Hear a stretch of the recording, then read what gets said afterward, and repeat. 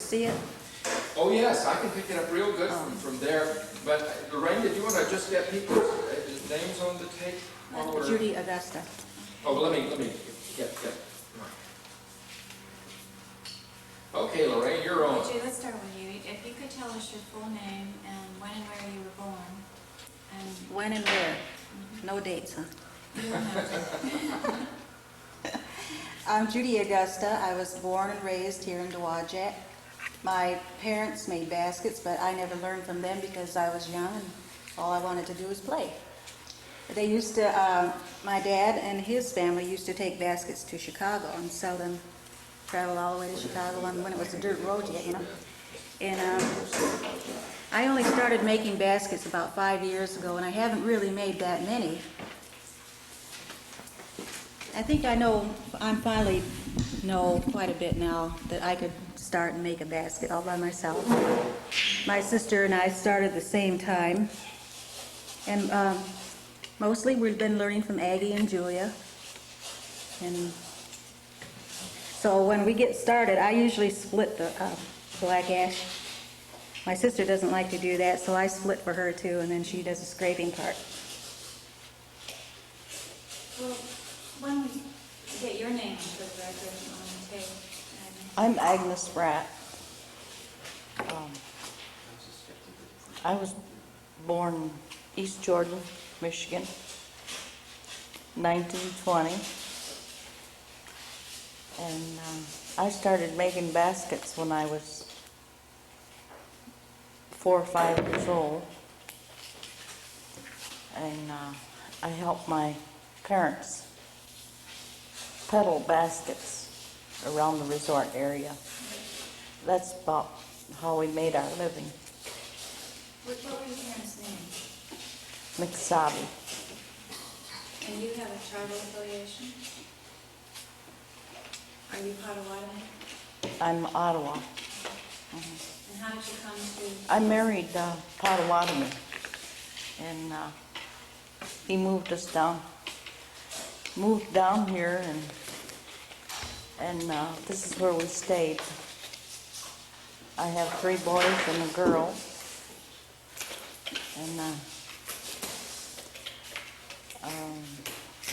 my boy is, I have 1 boy at least interested in the Indian work. The rest of them are, but they're not as heavy into it as Danny would be. Danny's, what is it, chairman? Tribal chairman. Tribal chairman of the Potawatomi. And my husband and I joined the basket making about 12 years ago. And we've been with it ever since, but he passed away about 10.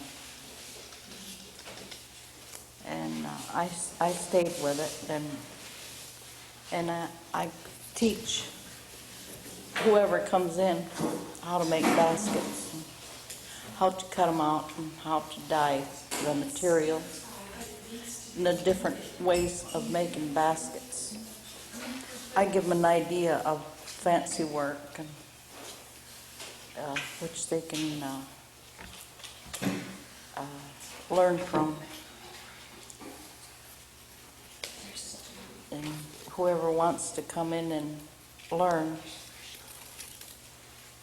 all the young Indian children around here come in and make baskets whenever they want to. And we get our basket timber from different areas around here, from the farmers or whoever. We can get it from and have the men pound it, and they give me the black ash that I want to use, and we split it up. There's Judy is another teacher. She teaches too. she's not here today.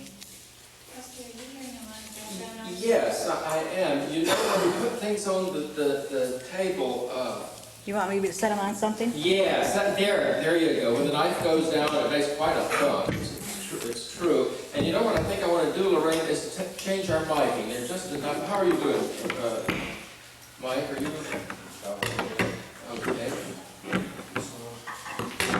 And maybe just two little. Well, we can go ahead. Let's just wait a minute, and it's just. You know, we got an echo that I couldn't tell before, and I think it'll just take us a moment to change your mics here. And, you know, Mike, we could even use these two cables. We'll just go right into these guys.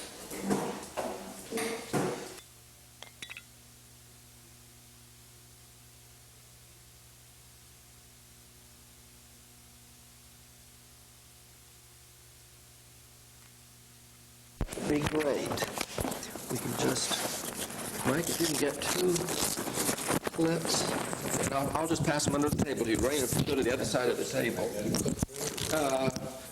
What you got easiest? Yeah. I think one little black clip and one little silver clip will be fine. You might put the microphone right on. It should be Right. okay. Do you mind if I clip this on you? Okay.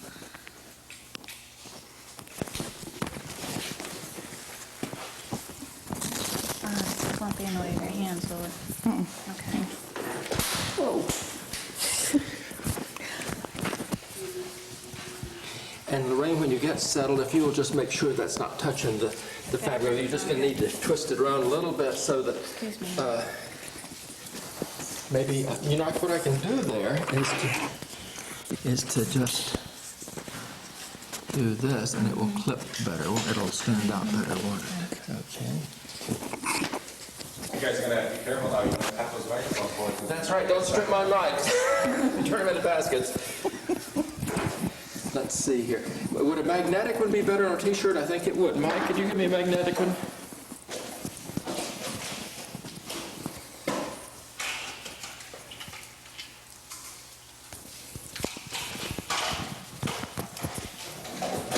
Margaret's just doing this, she's staying away from it. You think she just snuck away? You think that's what happened? Yeah. That's, Judy, I can interrupt you a Little second. levels here while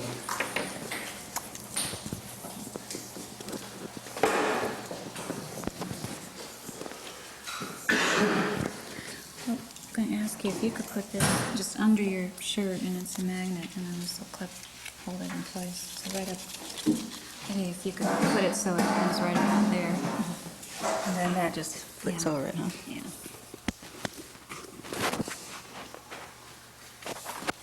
Okay, that should be fine.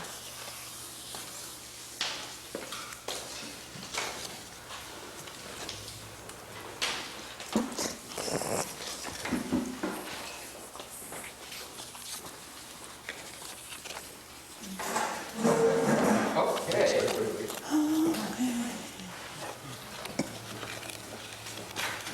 Just, I want a little bit of it, Mike, just a tiny little bit. Not a little, yeah, great. Just enough to get a little color in over there. Well, all right, Lorraine, I think we're okay. Well, before we go on to the actual basket making, Judy, could you tell us who your parents were or are? My dad was John Agusta, and my mother was Rose Alexis. She grew up around Waterville, and my dad was always around in this neighborhood. Do you have an Indian name? No. How about you, Agnes? Do you have an Indian name? No. Okay. Well, I guess what we really would be interested in starting first is the whole process of making a basket, from how you choose the wood, where you find the wood, and what do you do with it. If you could maybe take turns just explaining step by step the overview of the process. we get our wood from the, We do it easy. We send Danny out. they go out and get the wood. I've never seen a from black the- ash tree standing. And so I don't know what it looks like myself. Does the wood come from a local area? Yes, yes. It's hardwood. The farmers know the ash when they see it, and they let us know if there's any standing in their property. And sometimes we trade it off for a basket, and we give them a basket, and they give us a log. Sometimes we'll get 2 logs from a tree. Depends on how straight the tree is. And we try to get a tree that doesn't have any knots or crooks in it, so that they get it in a swampy area. That don't look like waste Scott. So Hi, Margaret. We've been waiting for you. Right. We went ahead without you, but hey, why don't we go forward a little ways while we're set up, and then we'll change our setup, all right? How would that? I don't want to be in there. You don't? yes, she does. Come on, I'm gonna Margaret. plug you in after we do a little bit of this. I don't have my pictures taken by cameras. Video cameras. We got the darkest day filter on it. Yeah. Just, one thing we wanted to mention to both of you is that when the tapes are edited, our voices will be edited out. People will not hear us asking you the question. Oh, So if you could incorporate the question back into your answer, so people understand, like a full sentence, so people understand what it is I asked you, but they won't hear me at all. I see. Oh, So what happens? Does someone bring you a log? No, when one log lasts quite a while. They usually go out in the spring and get it. And then when we run out and get low, then we tell the guys we need more wood, and they go out and bring the tree into us. Sometimes they even go up north to get a log. They've gone up as far as Mount Pleasant to get a log for us. But they find it locally every now and then too.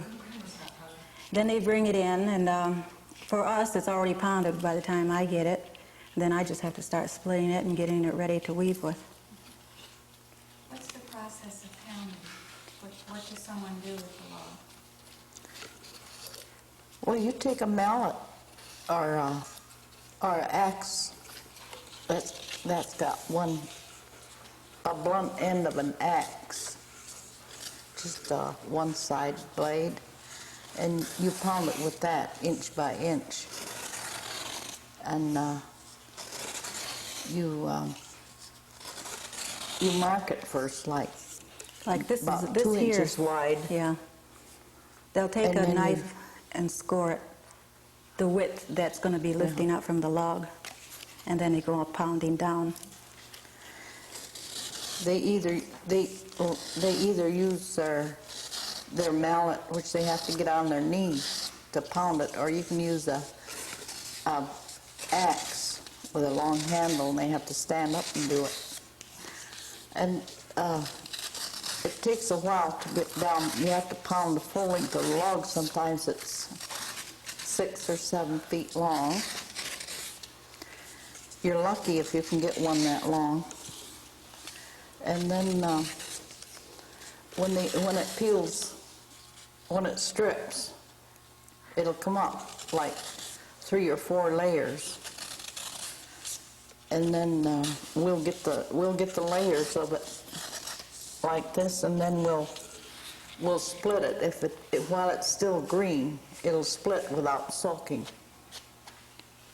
And then we bring it down to as thin as we want it. Like sometimes we'll get ribbon, or we'll get the heavy ones that we can use for standing up. Depends on how big your baskets are. You cut your basket out, what you got in your mind that you're going to make, and you cut your basket out and then you dye it, have all your materials set out, and dye the one that you're going to dye, and like your ribbons are different color. How much of the log do you use? you can see the growth rings. Well, usually the core is about like that. We usually go down to the core, don't they? And then sometimes use that for handles. But until all the growth rings are out usually. And then there's the center of the tree. Then continue, then what happens? What do you use to dye? How do you get the color? We use Rit dye. We buy Rit dye from the store, and we found out that it dyes this material better than any other dye. What did your parents, when they were making baskets, did they use color in their baskets as well? Very little. They made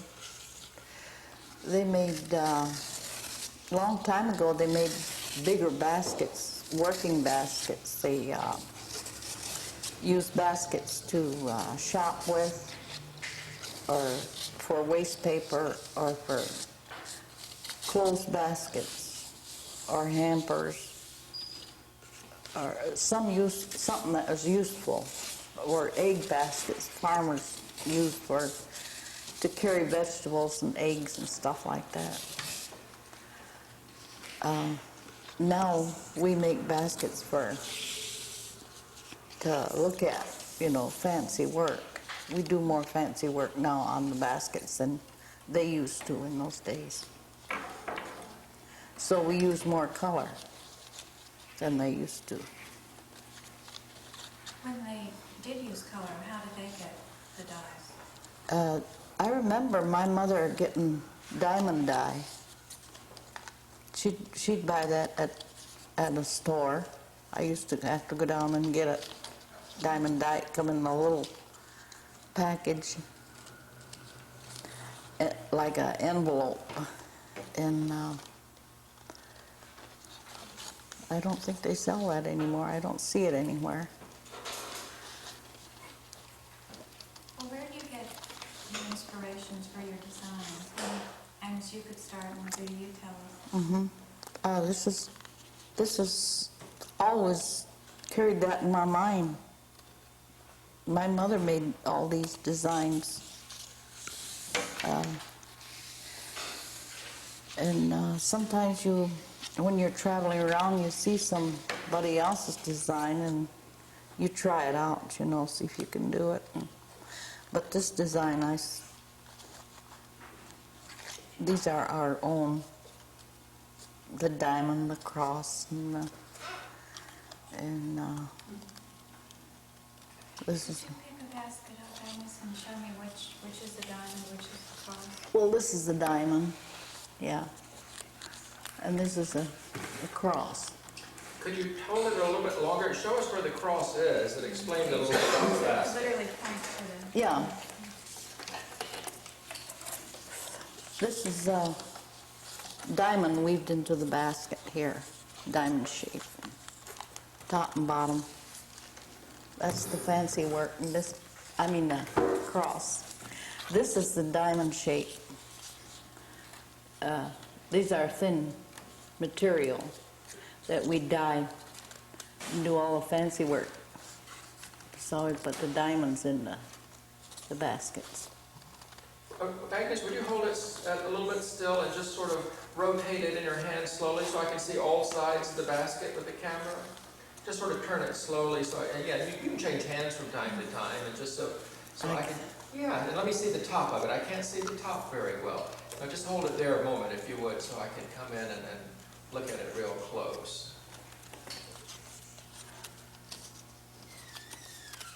Okay, and if you would turn it around one more time, let me see the side a little bit more. Good, and how about the bottom? Let me look at the bottom a little bit.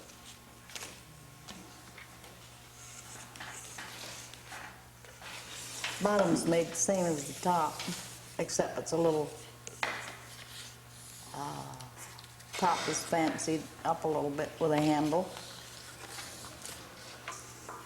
Oh yeah, let me see the inside. I hadn't seen the inside before. Oh, here, you hold it still and I'll just sort of find my way in there with the camera. Should we look at the green one too, Lorraine? I mean, they're so nice up close. Why don't we, anything you tell us about it? You know, I was looking at that little business of the ribbon on it. You know, when I first looked at it, I didn't even think it was basket weaving. It looked like you sort of put a ribbon in it around the top there. Oh, this? Yeah. That's what we call it.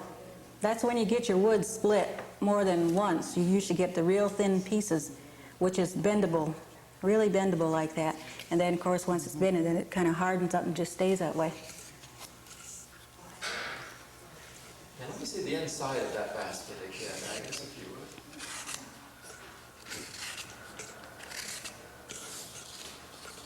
Okay, thank you. Now, what's that last basket over there that you were in the middle there? The orange, the little orange one. Oh, that orange. That's just a little basket. I made that one. Just a basket. That's a little, you can get a little flower pot and put on there and set it up somewhere, or you can put pencils, buttons, anything you want to put in there. Or just, like a lot of people do, just buy it and set it up for looks. Judy, what about you? Where do you get inspirations for your design? Everything I know, I've learned from Aggie, watching her, and the basket she brings in, the designs. Then when I feel brave enough, then I try them. I've made little ones like this here, and this is my first attempt at a big square one, a rectangle one, and that's taken me quite a while to get that far. See, you don't tell them what to do. They just go ahead and try it themselves. They do better that way. Well, when you're teaching, when you first started to, or Judy first started learning from you, what did you first tell her? I just tell them to cut out, ask them what size they want to make first. It's better to start with a medium-sized basket because it's easier to make. The little ones are hard to make, and the bigger ones are hard to make. They're harder to handle. So we always start with a medium-sized basket, and I tell them what size these to cut out. These are stand-ups, or they call them ribs or whatever, and so many that you crisscross on the bottom. We crisscross these on the bottom, like 10 to a time, 10 or 12. It depends on how big a bottom you want to make. And then you have to cut out your little strips. Cut them out white, like you do the bottom. And then you lay them all out and start weaving the bottom in. And when they get to the size they want, then they fold these up without breaking them. Sometimes we have to dampen them with a sponge, just a little dampness around the edges there, and bend them so that they'll stand up. And then we start weaving up.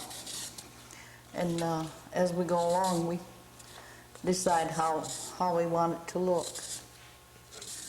If we want any fancy work, or if we want it just different colors.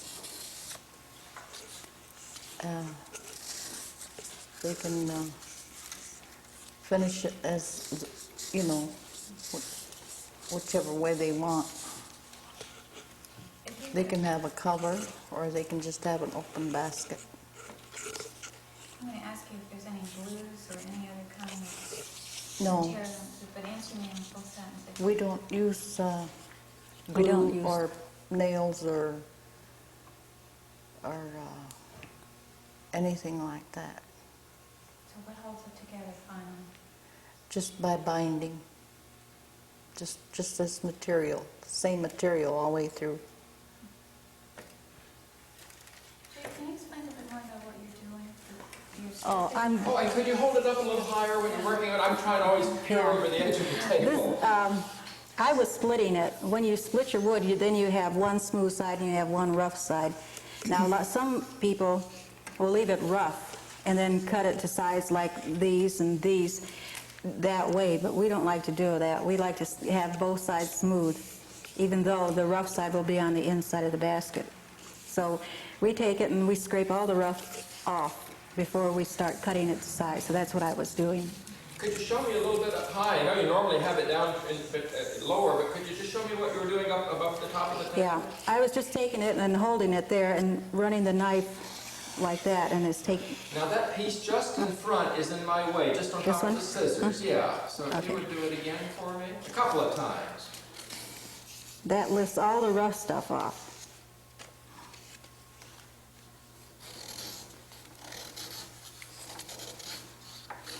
It gives the basket a much nicer look to me, more finished look.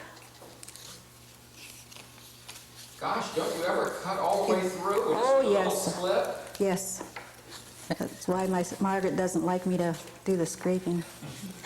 So I do the splitting. Because you get a nice long strip like this, and then you mess up, and then you cut across it, and then you get two nice short ones instead of one. But that's what we do with all our wood. So that's why your basket has all these little narrow strips, huh? The narrow strips are hard to come by too, because we have to cut them by hand with the scissors. Right. Well, you were saying you were having a hard time with your big square basket. What's making that particularly It's not hard? really hard, it's just that I think what's holding me back is the rim. Because I've always made small baskets like these, but when you get to the rim, you got to have a heavy piece, and then you got to whittle your handle. And I think that's what's holding me back, because I don't want to whittle no handle. But that's the only way I'm going to get it done. Oh, you're going to make your own handle then? Mm-hmm. Was somebody telling us that sometimes they just get the men folk to do the handle? The men, Yeah. some men, we got a couple of them here that'll do that. What's the handle made of? It's either white ash or black ash. Could you say it as a sentence? The handle is made out of... The handle is made out of white ash or black ash, either one. And they make the rim, and we'd like to make the basket first. Then they could make the rim and the handle. It's kind of hard to make the basket fit the rim and the handle. Yeah, that's what I have to do. I have to get this finished up to the height that I want it, bend them all down, and then the guy who's going to make my handle will measure a piece of wood, to fit my basket. So that's what we'll have to do when I get that far. How do they get it to bend the way it is? They do the whittling. And then They they whittle. soak it, I think. Agnes, could you pick it up and sort of hold it and show us, so I can get in close with the camera, just sort of show us how that handle, and talk to us about the handle while I try to get in there. Well, the handle is straight, and they whittle this handle and measure it how deep the basket is, and this is like 3.5 inches through here. Do they soak it And first? no, if it's green, they don't have to soak the handle, the material. It's best to, that way when they bend it on each corner, it won't crack. I used to see my dad bend these, and I'd hear it crack, and he'd flip. Because he'd have to go and go out and get another piece of wood. And then they make that, and then they have to measure the basket, the width and the length of the basket, so that they can make this even on each side when they bend it. It all has to come out even. And this too, the depth and the width has to fit the material through here, so it won't be too big, too wide. Now you say your dad sort of helped make handles when... Oh yeah, he helped my mother. And you were telling us earlier something about saying you look, you don't ask questions, or who was saying that about? I mean, did your mom say, now here, you do this, that, the other, or did you just sort of learn and absorb it? How did you learn? You just watch. You just My watch. voice was echoing over yours. Start again. You just watch. I mean, that's how I learned too. She didn't tell me to do anything. She just said, if you want to make a basket, cut your own out. So I just watched her measure and started from a little wee basket like that. So that's what Judy does too, I notice. She sees me do these different things and she catches on and she does the same thing without me telling her. She just tries, tries them out. And it's fun once you learn. Well, now, did you just go right from childhood, starting making baskets, continue, or did you sort of go away from it and come back to it, or did you always been? Yeah, I didn't do this all the time. I think I skipped about 20 years. I come back to it about after the boys grew up and married, then I started in again. Nothing else to do, so so I started in on baskets. Do you ever study baskets that are in museums or baskets that may be in family collections that are old? Are you interested in how people made baskets early on, years ago? Yeah. How about your grandparents? I've seen them, and I've seen my mother and grandmother make baskets like that before. How do they compare to yours? Like I said, they're more, they're not as fancy, but they're stronger and larger. What do you think about when you're making a basket? Who do I think And what- about? Who or what? Who do I think about? Well, I daydream a lot. I think about a lot of times about my family and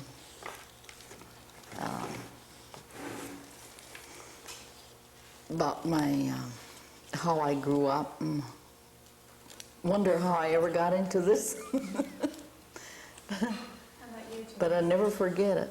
I always wonder It never leaves where me. that basket is going to end up, because we travel around, just different towns and things, and you always wonder if it's going to sell somewhere and where it will eventually be. And like Aggie, she's had baskets now that's been over to Russia, that was taken to Russia. I had one this summer that was going to Japan. This schoolboy was going there, and he wanted something Native American to take, so he came in and he bought that basket. And so I know that one will be in Japan. So things like that. Well, where do the baskets sell, and how do people find you all, and where do you find folks who are interested in beautiful things? A lot of times they come here to the hall just to see what the Potawatomi Indian Nation is all about, and then they look at the baskets, and when they start asking questions about the baskets, then they find out we have the co-op, and then they ask if they can stop by some Saturday, and they do. Other things, various clubs will ask us to demonstrate at schools. We go to schools, we've been to nature centers, and Aggie's been to museums, so by word of mouth, a lot of times. So. Do you have special collectors that you sort of know that are come by and say, when I'm looking, I have some of your baskets, I'd love to have some more, and what are you doing? Do you have people who sort of Yes, return to? Tell us about some we of the people have, you know and collect. we have local people who knew that we've always lived around here, and they've come in and bought a basket, and they've tried to buy a basket from each one of us. Just people that we know. That's about all I know. Tell us about your experience with the Smithsonian. You were telling us at lunch that you were there in 1987 at the Folklife Festival at the Smithsonian. Oh, You yeah. could start off by saying in 1987 on that. Yeah, in 1987 when we went to this Washington D.C. Smithsonian, and my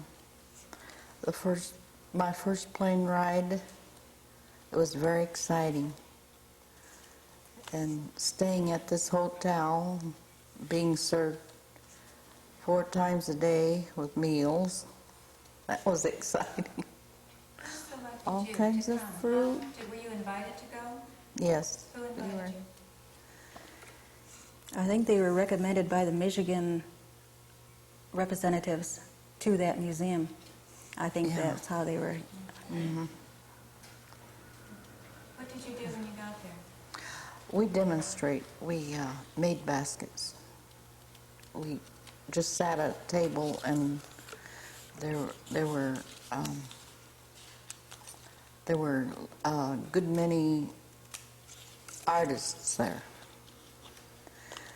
all around us, and in front of the White House, the yard there, and we demonstrated from 10 to 4, and then we'd get a chance to go and see, to visit our neighbors, you know, the other demonstrators. Well, you must have had so many people from all over the world just coming as tourists to watch you work. What kind of questions did they ask you? Well, they knew we were Indians, and they want to know where we get our material, how long it took. That was the main question, how long it took to make a basket. And then they'd stand there and watch us for a while, and they asked us about what kind of dyes we use, and where we were from, what tribe we were from. There was about 4 or 5 different tribes there, doing different things like birch bark and canoe work, and we were all together, quilting and sweetgrass work and all that. We were all in one corner there, and we got to go to different buildings, and we toured the place when it wasn't too hot, which was really too hot for Julie and I, because we couldn't get out there in the heat, so we stayed in most of the time. Did people ask you questions about you being an Indian? What kind of questions were you asked? They just asked if I was Indian and what nationality, I was, and what tribe, part of the country I was from. They want to know what part of the state. Some of the Agawa people we've talked to so far up in the northern part of the States, when they toured around and talked to various groups, some of the questions they were asked are pretty silly. One man told us that someone said to him, well, you can't be an Indian, you wear a watch. And someone else was asking, well, do you live in teepees? Couldn't understand that he lived in a regular house. They wanted to know what they ate. And it was they weren't trying to be offensive, they were just, people just don't know. Curious. Curious. Mm-hmm. We had some curious people there too. They want to know if we ate skunk and muskrat. I told them yes. I remember when Indians up north had skunk and had to eat muskrat. Was that when you were a child? Mm-hmm. Porcupine. They ate all the wild meat. Was that because it was available, or was it just a favorite sort of traditional recipes? Well, it was a different kind of, it's something that they could afford, I guess. They couldn't afford beef. They had to go out and trap or hunt rabbit, deer, things like that, they could get. So they ate whatever they could get. Get back to the baskets for a minute. Ask you first, Agnes, and then you, Judy, second, if you wanted to just share with visitors who are going to come to this museum, if there's anything that you would like them to know about your basket making. Is there anything you'd like to tell us? Something we may not have thought to ask you so far?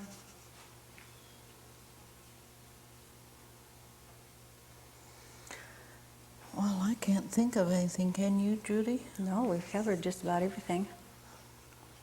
Before we take I a s- quick break, if there's anything about the baskets we haven't talked about. I'd like to know more about the cooperative, how it was set up. The cooperative, Oh. when, why? I wasn't here when it was originally set up. I think the original one was Aggie and Mike and Ray, who aren't here today, and Julie isn't here, and John Alexis. What's the full name of the cooperative? Potawatomi Basket Co-op. So I really I wouldn't want to tell you unless because I wasn't here. I wouldn't know either because I was asked to come in a couple years later after they set it up. Well, how does it work? And they asked me to come, if I wouldn't come and teach. When I came in, then my uncle, who was John Alexis, he started the basket making classes. He was chairman at that time. So when we joined, I think he was only with us a year before he passed away, and then we continued on. So now what we do is we come in Saturdays, if we're not demonstrating anywhere, and work on baskets, make them, sell them, make them, and sell them. And then we do teach classes. We charge a fee for teaching classes to people who want to come in and learn, and they can come back as many times as they want to until they finish their basket and take it home with them. And on Saturdays also, if we're here in a school or someone wants to come in, they can also sit and watch us and learn and make a basket. What do you do with the money? It goes back into our account, which it just keeps coming back and forth, making and selling, making and selling. That's how we go out to various places. Sometimes we might have to stay overnight. We use that money to spend the night, or sometimes we have to use our money to get a tree, especially if we have to go up north for it. But that's basically what we do. I was at lunch. We were talking about some basket makers feel like it's a skill that ought to stay exclusively within the Indian community and are just a little reluctant to share the teaching with others. Could you talk to us a little about that, about those feelings, about it being especially an Indian craft as opposed to something that you just teach to everybody? I can't comment on that because I don't mind teaching others. We do have others We who do feel teach that others, way. don't we? Yes, we do. We do teach other people. Only we charge. We don't We charge. teach just Native Americans. We teach everybody who is interested to come in. It's a nice gift to be able to teach it. It must be a great pleasure sometimes to take somebody who doesn't know anything about basket making and then Yes, show it is. them. And they appreciate it. Mm-hmm. They Like when appreciate we your taught artwork. in Muncie, and we taught our students in Muncie right from the log, and they appreciated their basket, and they enjoyed working with the wood because they said it's so pliable. That they had worked with other material but not the black ash, and we were proud of the baskets that they finished because they finished, like the blue and green. They did make a basket like that, and they looked very nice. And we had show and tell because there were so many different classes going on. So we had show and tell, and the girls ended up with real nice baskets to show, which made us look good too. So that was nice. So that's what we do in our co-op. But we did get into a little beadwork, buying it and selling it along with our baskets.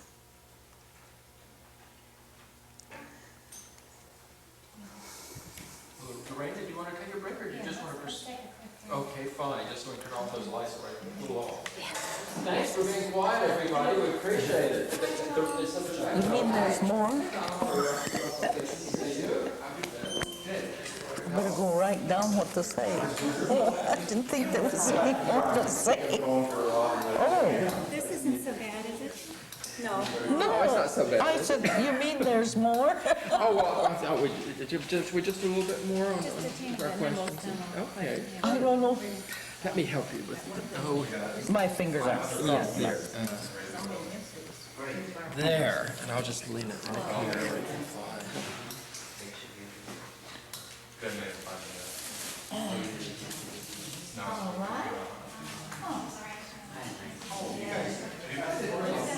Oh, this is my branch. This is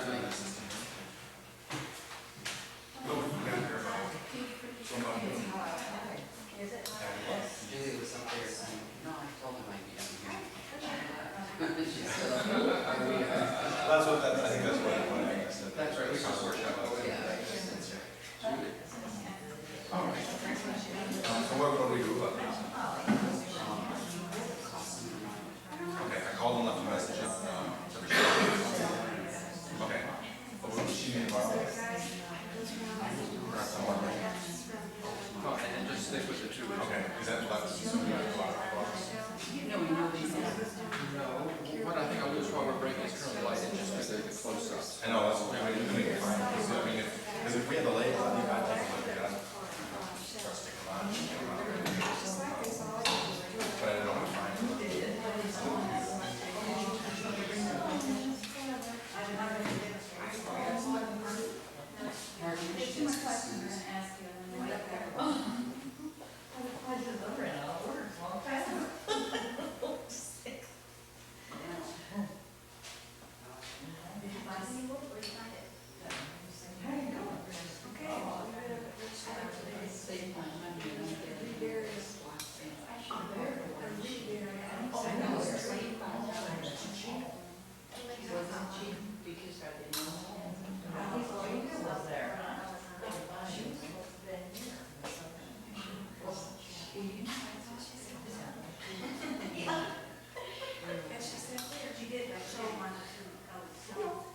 Just wait for close-ups.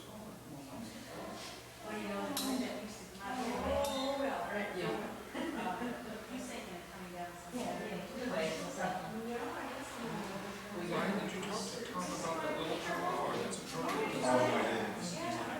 Oh, okay, great.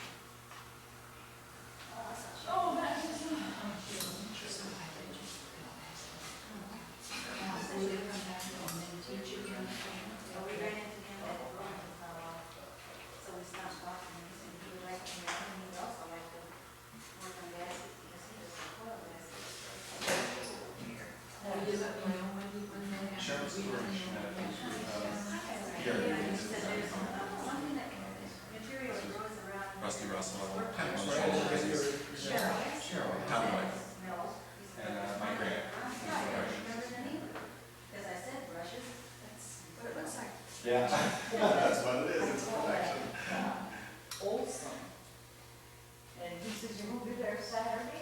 Would you just take that chair that's catching the reflection, just turn it around for me, just, or pull it back?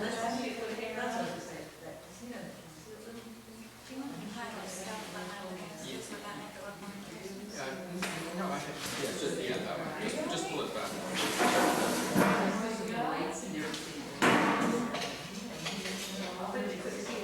Yeah, just stick over there for a moment. Flex here and see what else.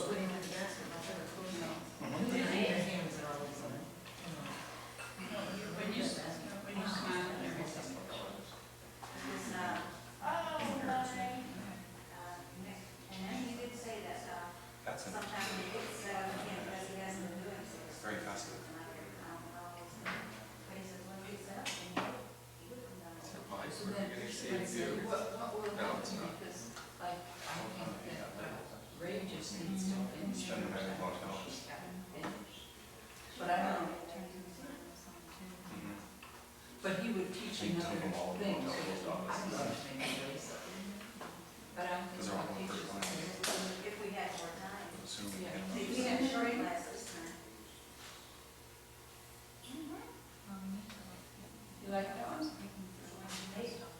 made that. I made that. She made it the other day last week here.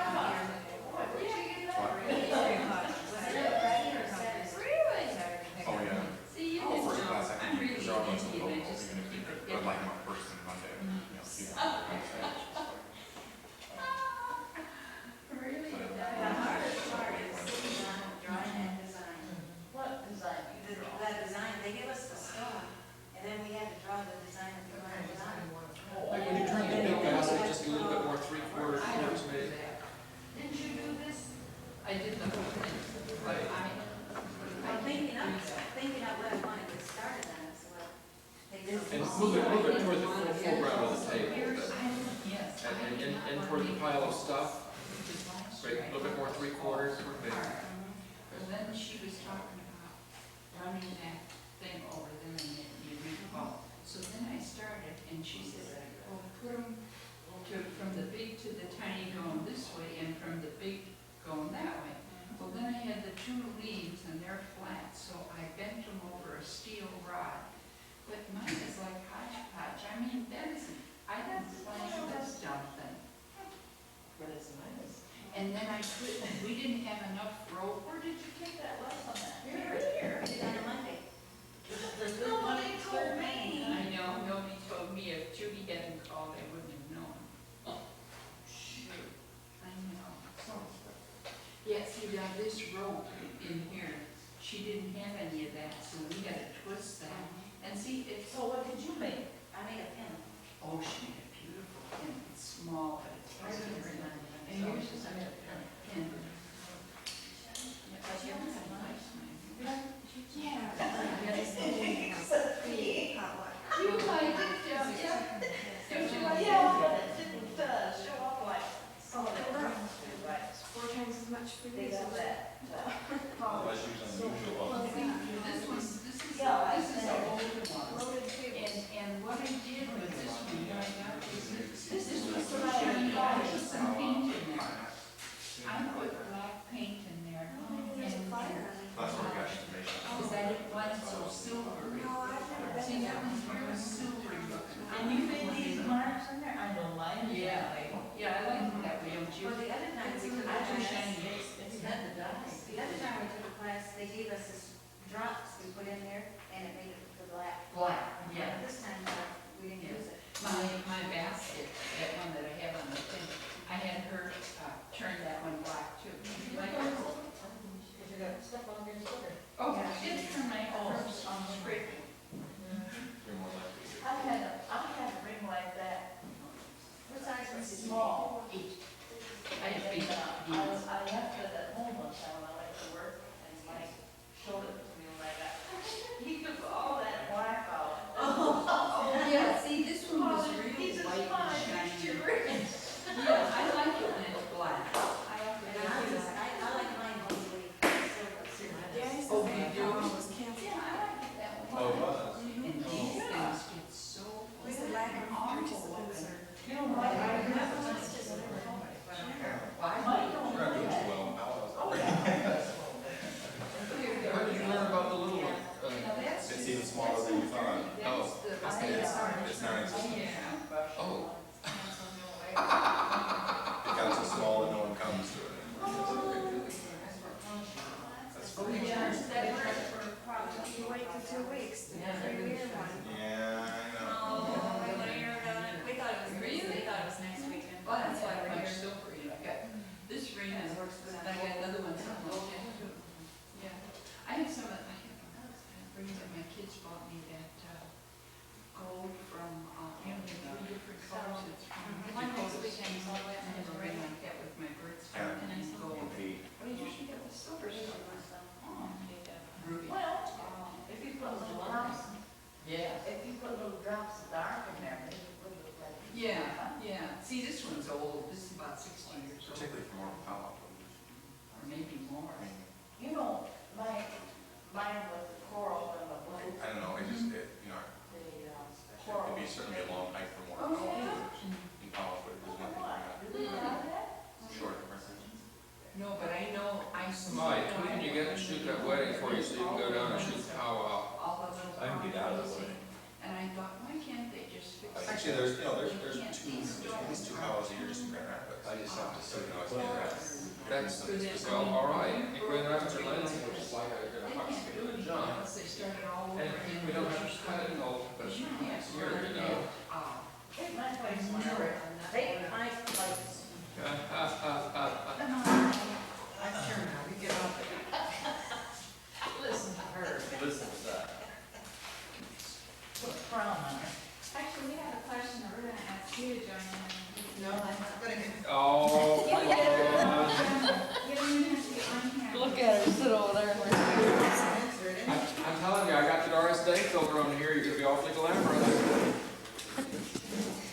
That's why I got them on. You knew what you were doing when you ran out of here. You got your thing on? We not last again. Lorraine, could you help with the microphones again? Why couldn't we just pinch our ears with these? Like earrings. Just clip it right through there. Well, you could Yeah. do that, Judy.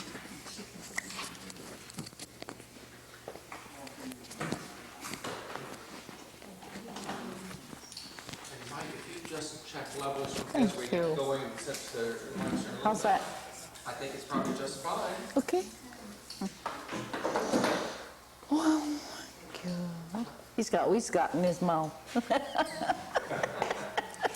Now, when we did Catherine Bowen, she had quills in her mouth the whole time. Yeah.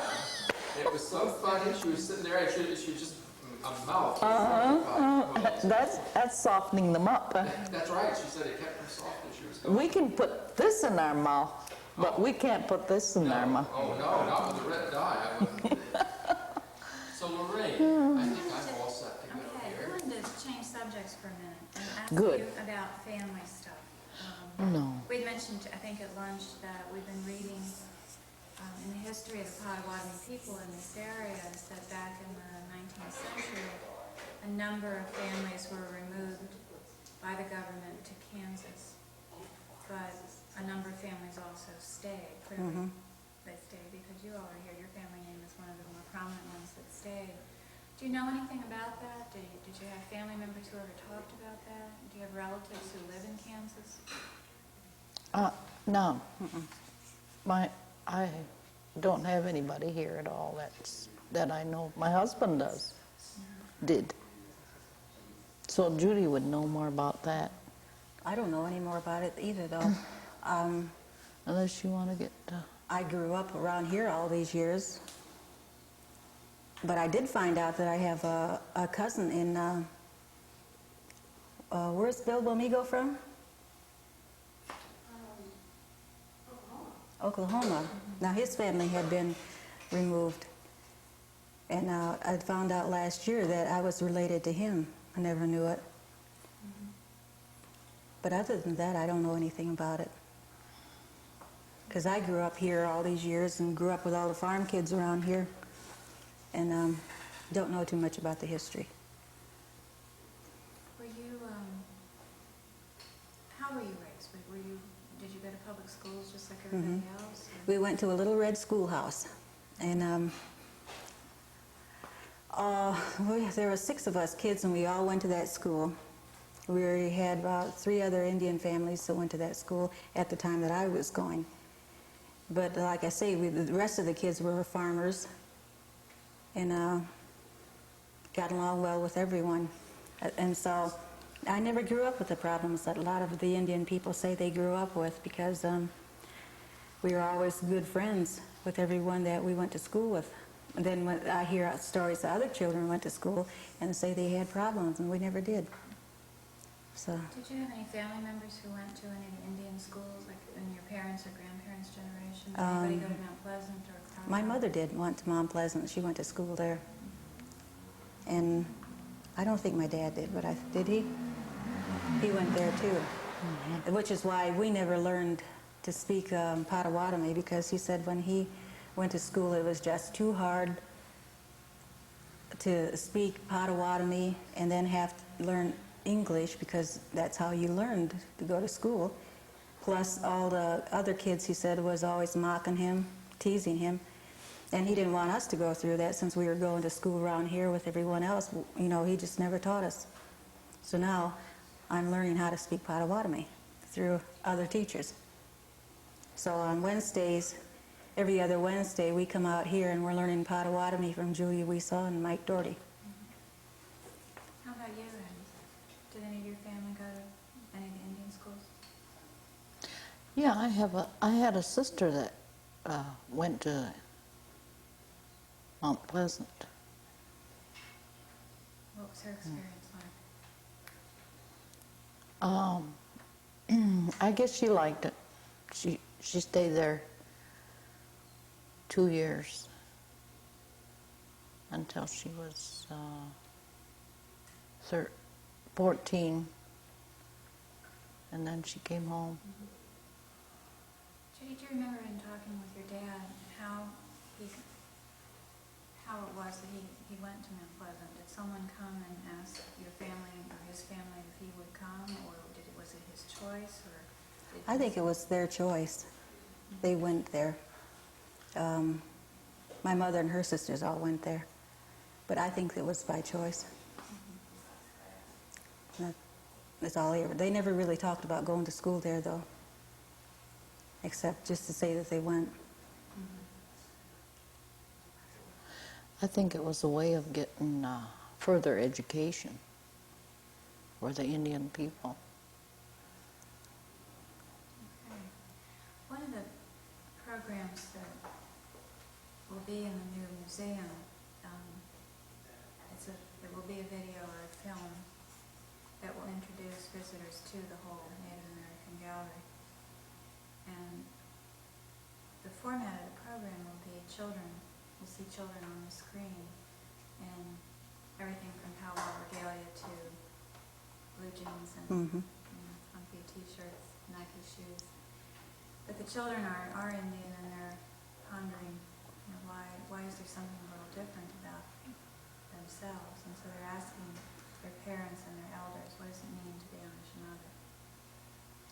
And so from around the room, there will be many voices answering the children, answering that question, what does it mean to be Indian? So all of the people that we're interviewing, we're asking each of you that question. And if you could tell us, if you choose to answer it from a personal standpoint, what does it mean to you personally to be Native American? You can go first.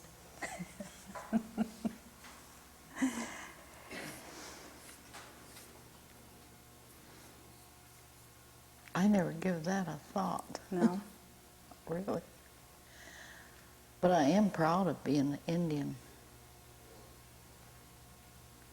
I'm learning more.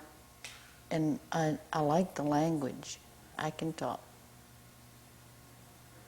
Ottawa and English both. And I can understand their language too.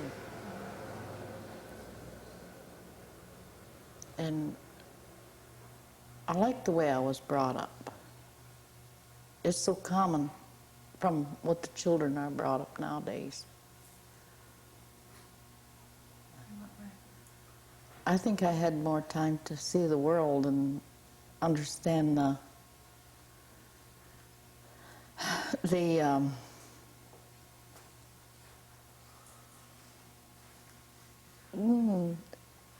living with things, get to know all the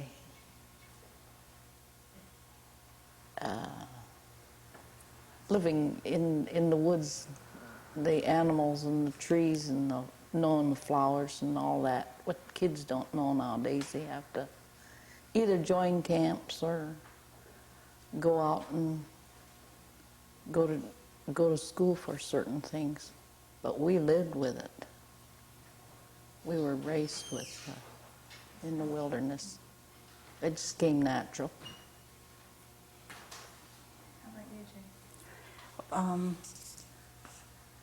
I'm learning about the Potawatomis along with a lot of other people, because like I say, when I grew up going to a white school, and when we played cowboys and Indians, we were the cowboys and our friends were the Indians.